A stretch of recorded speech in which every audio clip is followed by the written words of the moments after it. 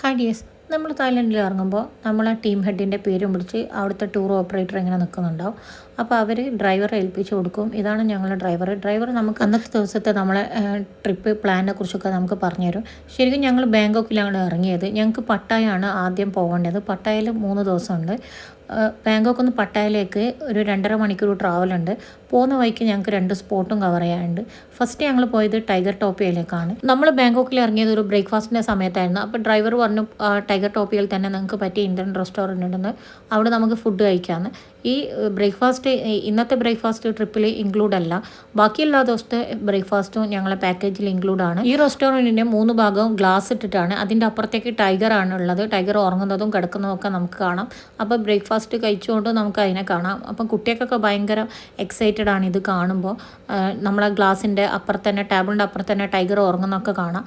അപ്പോൾ അതൊക്കെ കണ്ട് ബ്രേക്ക്ഫാസ്റ്റും കഴിച്ച് ഞങ്ങൾക്ക് ഇന്നത്തെ ഇതിൻ്റെ ഉള്ളിലുള്ളത് പാർക്കിൻ്റെ എൻട്രിയും അതുപോലെ തന്നെ ടൈഗറിൻ്റെ കൂടെയുള്ള ഫോട്ടോ ആണ് നമ്മളെ ഈ ട്രിപ്പിൽ ഇൻക്ലൂഡ് ആയിട്ടുള്ളത്. പാർക്കിലേക്ക് നമുക്ക് എല്ലായിടത്തും ചുറ്റിക്കറങ്ങി കാണാം. പക്ഷേ നമുക്ക് ഈ ടൈഗറിൻ്റെ കൂടെയുള്ള ഫോട്ടോ അതൊക്കെ നമുക്ക് സെപ്പറേറ്റ് ടിക്കറ്റ് എടുക്കണം. അപ്പോൾ അതിൽ നമുക്ക് ടൈഗറിൻ്റെ കൂടെയുള്ള ഫോട്ടോ അവർ ഇൻക്ലൂഡ് ആക്കിയിട്ടുണ്ട്. പുറത്തുനിന്ന് നമുക്ക് ഇങ്ങനത്തെ സ്റ്റിക്കർ തരും. ഈ സ്റ്റിക്കർ നമ്മൾ വിസിബിൾ ആവുന്ന രീതിയിൽ കയ്യിൽ ഒട്ടിച്ച് വെക്കണം. അപ്പോഴേക്കും നമ്മളെ കൊണ്ടുപോകാനുള്ള ഒരു ഇലക്ട്രിക് കാർ വന്ന് ഈ കാറിലാണ് നമ്മൾ ഇതിൻ്റെ ഉള്ളിലേക്ക് പോകുന്നത്. അപ്പോൾ നമ്മൾ ആ സ്റ്റിക്കറിൽ തന്നെ അവർക്ക് മനസ്സിലാവും, ഡ്രൈവേഴ്സിന് മനസ്സിലാവും ഏതൊക്കെയാണ് നമുക്ക് അതിനുള്ളിൽ ഫ്രീ ഉള്ളത് എന്നുള്ളത്. അപ്പോൾ അതിൻ്റെ മുമ്പിലാണ് അവർ ആദ്യം നമ്മളെ നിർത്തിത്തരാം. ഞങ്ങൾക്കുള്ളത് ടൈഗറിൻ്റെ കൂടെയുള്ള ഫോട്ടോ ആണ്. ടൈഗറിൻ്റെ കൂടെ ഫോട്ടോ എടുക്കാൻ നമ്മളെ ഫാമിലിയായിട്ട് ഒരുമിച്ചൊന്നും കയറ്റില്ല, ഓരോരുത്തരെ മാത്രമേ അവർ കയറ്റുള്ളൂ. പിന്നെ നമ്മൾ ഫോട്ടോ എടുക്കേണ്ട ഫോൺ അവരെ കയ്യിൽ തന്നെ നേരത്തെ കൊടുക്കണം. അവർ തന്നെയാണ് നമുക്ക് ഫോട്ടോ എടുത്തു തരാൻ. അപ്പോൾ ഒരാൾ ഇതിലേക്ക് കയറി പിന്നെ വേറൊരു എക്സിറ്റിൽ കൂടി ഇറങ്ങി പുറത്തേക്ക് നിൽക്കണം. അപ്പോൾ ഓരോരുത്തരും എടുത്തു കഴിഞ്ഞ് നമുക്ക് പുറത്തുനിന്ന് ഫ്രഷ് ആ ഒരു കണ്ണാടിയൊക്കെ ഉണ്ട്. അവർ ഒരുപാട് ഫോട്ടോസും വീഡിയോസൊക്കെ എടുത്തു തരും. പിന്നെ അവിടെ കുറേ ഇതേപോലെ തന്നെ work with lion, work with tiger, അങ്ങനെ ഒരുപാട് ആക്ടിവിറ്റീസും കാര്യങ്ങളൊക്കെ ഉണ്ട്. അതിനൊക്കെ നമ്മൾ സെപ്പറേറ്റ് ടിക്കറ്റ് എടുക്കണം. ഇവിടെ കാണുന്നത് വോക്ക് വിത്ത് ലയൺ ഉറങ്ങുന്നതാണ്. പിന്നെ അതിൻ്റെ ഉള്ളിൽ ഒരാളും ഉണ്ടാവും. പക്ഷേ ഞങ്ങൾ അതിലേക്കൊന്നും ടിക്കറ്റ് എടുത്തില്ല. നമുക്ക് ഈ പുറത്തുനിന്ന് ഇങ്ങനെ കാണാം. ഇനിയിപ്പോൾ ആരെങ്കിലും വോക്ക് വിത്ത് ലയൻ്റെ കൂടെ ടിക്കറ്റ് എടുത്തിട്ട് അവർ അത് ചെയ്യുന്നുണ്ടെങ്കിൽ അതൊക്കെ നമുക്ക് കാണാം. പിന്നെ കുറേ ആനിമൽസും ബേർഡ്സും അതൊക്കെ അതിൻ്റെ ഉള്ളിലുണ്ട്. അതൊക്കെ കണ്ട് നമ്മൾ മുമ്പോട്ട് പോകുമ്പോൾ പിന്നെ ഉള്ളതാണ് മുതലിൻ്റെ കൂടെയുള്ള ഫോട്ടോ. അപ്പോൾ അതും ഒരാൾക്കാണ് കയറി പോകാൻ പറ്റുള്ളൂ. ഒരുമിച്ച് നമുക്ക് ഫാമിലി ആയിട്ടൊന്നും ഫോട്ടോ എടുക്കാൻ പറ്റില്ല. അവർ കാണിച്ചു തരും എങ്ങനെയാണ് ചെയ്യേണ്ടതെന്നുള്ളത്.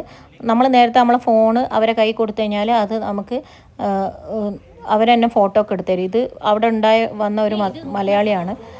പിന്നെ അതിൻ്റെ പുറത്ത് മുതലൻ്റെ ഒരു റൂട്ട് മാപ്പ് എന്ന് വേണമെങ്കിൽ പറയാം. റൂട്ട് മാപ്പ് ഇങ്ങനെ വെച്ചിട്ടുണ്ടായിരുന്നു. പിന്നെ നമ്മളെ നാട്ടിലൊക്കെ കാണുന്ന പോലെ പാമ്പിനെ കഴുത്തിലിടുന്നതും നമുക്ക് ടച്ച് ചെയ്യാം. ഇതായിരുന്നു ഞങ്ങളെ ഡേയിലെ ഫസ്റ്റ് സ്പോട്ട്. ഡേയിലെ 2ാമത്തെ സ്പോട്ടിലേക്കാണ് കേട്ടോ പോകുന്നത്. ഇതും ബാങ്കോക്കിൽ നിന്ന് പട്ടായയിലേക്ക് പോകുന്ന വഴിക്ക് തന്നെയാണ് ഈ ഒരു സ്പോട്ടും വരുന്നത്. ഇത് റോഡ് സൈഡിലുള്ള ഒരു ഫോട്ടോ ഫ്രെയിം ആട്ടോ. അവിടുത്തെ രാജാക്കന്മാരുടെ ഫോട്ടോ ആണ് അവിടെ ഡിസ്പ്ലേ ചെയ്തിട്ടുള്ളത്. ഇത് നമ്മൾ ഇപ്പോൾ പോകുന്ന സ്ഥലം പട്ടായൻ്റെ നെയിം ബോർഡൊക്കെ കഴിഞ്ഞ് കുറച്ച് മുമ്പോട്ട് പോയി കഴിഞ്ഞാലാണ് ഈ ഒരു സ്പോട്ട് വരുന്നത്. ഇതെന്താണെന്ന് വെച്ചാൽ വേൾഡിലെ ലാർജസ്റ്റ് ഗോൾഡ് സ്റ്റോർ ആട്ടോ നമ്മളിപ്പോൾ വിസിറ്റ് ചെയ്യാൻ പോകുന്നത്. നമ്മൾ ആദ്യം പോയ സ്പോട്ടിൽ നമ്മളെ വെൽക്കം ചെയ്യാൻ നിന്ന പോലെ തന്നെ ഇവിടെയും ഒരു ലേഡി ഒരു ട്രഡീഷണൽ ഡ്രസ്സൊക്കെ ഇട്ടിട്ട് നമ്മളെ വെൽക്കം ചെയ്യാൻ വേണ്ടിയിട്ട് നിൽക്കുന്നുണ്ടായിരുന്നു. ഇവിടെ നിന്ന് നമുക്ക് എൻട്രൻസിൻ്റെ അവിടെ നിന്ന് തന്നെ നമുക്ക് സ്റ്റിക്കർ തരും. അത് അവർ തന്നെ നമ്മളെ വിസിബിളാകുന്ന രീതിയിൽ കൈൻ്റെ സൈഡിലേക്ക് ഒട്ടിച്ചു തരുന്നുണ്ട്. ഇതിൻ്റെ ഉള്ളിൽ ഫസ്റ്റ് നമ്മൾ കയറി കഴിഞ്ഞാൽ നമുക്ക് കാണാനുള്ളത് ഈ ഗോൾഡിൻ്റെയും ഈ വില കൂടിയ കല്ലുകളൊക്കെ എങ്ങനെയാണ് പ്രകൃതിയിൽ നമുക്ക് കിട്ടുന്നതെന്നുള്ള ഒരു ഡിസ്കവറി, അതാണ് അവരിവിടെ സെറ്റാക്കി വെച്ചിട്ടുണ്ട്. അതിലേക്ക് നമ്മൾ കൊണ്ടുപോകാനായിട്ട് അവരൊരു ട്രെയിനിൻ്റെ ഒരു സെറ്റപ്പ് അവിടെ ചെയ്തു വെച്ചിട്ടുണ്ട്. അപ്പോൾ ആ ഒരു ട്രെയിനിൻ്റെ സീറ്റിൻ്റെ സൈഡിൽ തന്നെ സ്പീക്കറും കാര്യങ്ങളൊക്കെ ഉണ്ട്. അപ്പോൾ നമ്മൾ ഇതിൻ്റെ ഉള്ളിലേക്ക് പോകുമ്പോൾ ആ ഒരു വിഷ്വൽ കാണുമ്പോൾ അതിൻ്റെ ഡീറ്റെയിൽസ് നമുക്ക് ഈ സ്പീക്കറിൽ കൂടെ കേൾക്കാൻ പറ്റും. അപ്പോൾ നമുക്ക് ആദ്യം തന്നെ ഏത് ലാംഗ്വേജാണ് വേണ്ടതെന്നൊക്കെ അവർ ചോദിക്കും. അതിന് അനുസരിച്ചിട്ടുള്ള ലാംഗ്വേജിൽ അതിൻ്റെ ഒരു എക്സ്പ്ലനേഷൻ അവർ നമുക്ക് അവിടെ തരും. ആദ്യം നമ്മൾ വന്നപ്പോൾ ഒരു ട്രെയിന് പോയിട്ടുണ്ടായിരുന്നു. ഇപ്പം നമ്മളെ കൊണ്ടുപോകാനായിട്ടുള്ള ഒരു ട്രെയിന് വന്നിട്ടുണ്ട്. അപ്പോൾ ഇതിലാണ് നമ്മൾ പോകുന്നത്.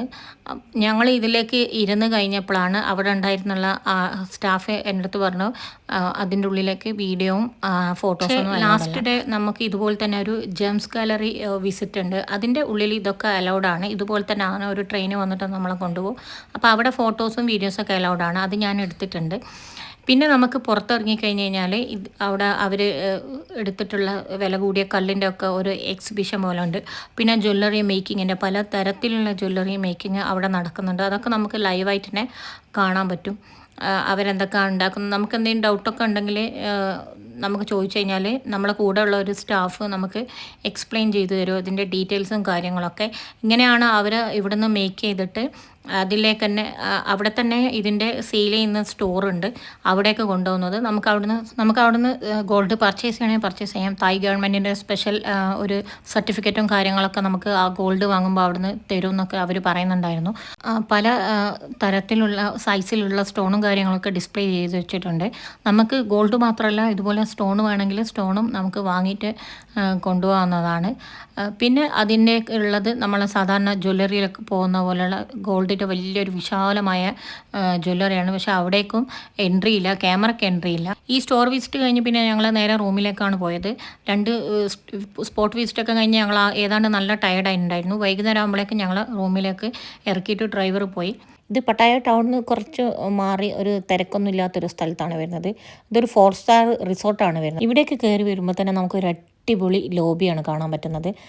2 സൈഡിലും 1, 2 എന്നുള്ള ബിൽഡിംഗ് ആണ്. ബിൽഡിങ്ങിൻ്റെ നടുവിലായിട്ടാണ് ഈ ഒരു ലോബി വരുന്നത്.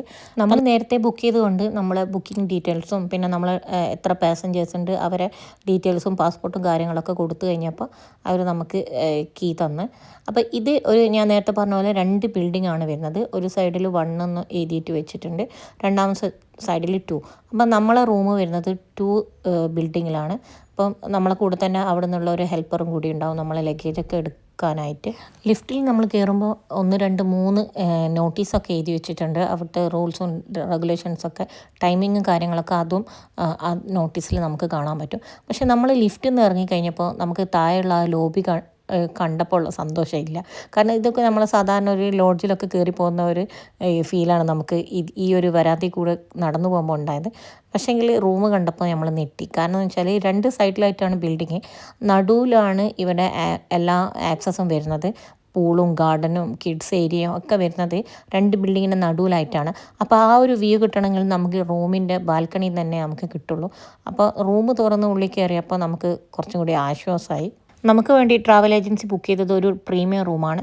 2 കിങ് സൈസ് ബെഡാണ് ഇതിൽ വരുന്നത്. മോനുള്ളത് കൊണ്ടാണ് തോന്നുന്നു ഒരു എക്സ്ട്രാ കിങ് സൈസ് ബെഡും കൂടി വരുന്നുണ്ട്. കയറി കഴിഞ്ഞപാട് നമുക്ക് വാഷ്റൂമാണ് ഉള്ളത്. അപ്പോൾ വാഷ്റൂമിൽ പൈപ്പും കാര്യങ്ങളൊക്കെ ഉണ്ട്. അതൊരു വലിയൊരു ആശ്വാസമാണ്. കാരണം നമ്മൾ ജോർജിയയിലാണെങ്കിലും തായ്ലൻഡിലാണെങ്കിലും ഒക്കെ കോമൺ ഏരിയയിലൊക്കെ പോയി കഴിഞ്ഞാൽ, പാർക്കിലും എയർപോർട്ടിലൊക്കെ പോയി കഴിഞ്ഞാൽ അവിടെ ഒന്നും വാഷിങ് സൗകര്യമില്ല. നമ്മൾ പുറത്തുനിന്ന് ബേസിനിൽ വെള്ളം എടുത്തിട്ട് വേണം പോകാൻ. അപ്പോൾ റൂമിൽ കയറുമ്പോൾ തന്നെ ഒരു ടെൻഷനായിരിക്കും, ക്ലോസറ്റിൻ്റെ അവിടെ പൈപ്പ് ഉണ്ടാവുന്നുള്ളത്. അതാണ് ആദ്യം ചെക്ക് ചെയ്യാം. ഇവിടെ അതുണ്ട്.